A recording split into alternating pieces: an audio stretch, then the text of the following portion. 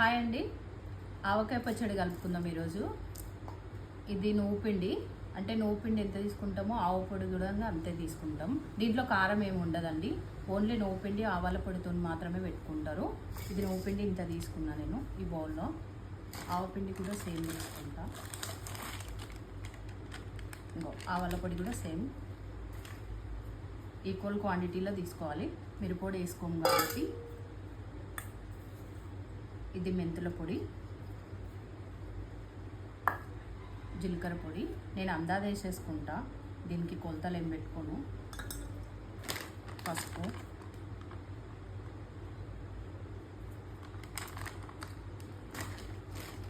ఇంకా సాల్ట్,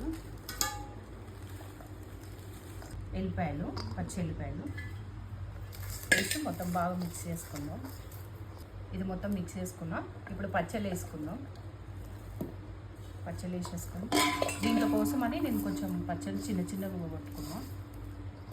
పచ్చళ్ళు కలుపుకున్నాం, ఆయిల్ పోసేసి కలిపేసుకుందాం. అయిపోయింది, చూడండి ఎట్లా మిక్స్ అయిందో. ఆయిల్ కూడా మస్తు అయిపోయింది ఇందులోకి. చూసిరా,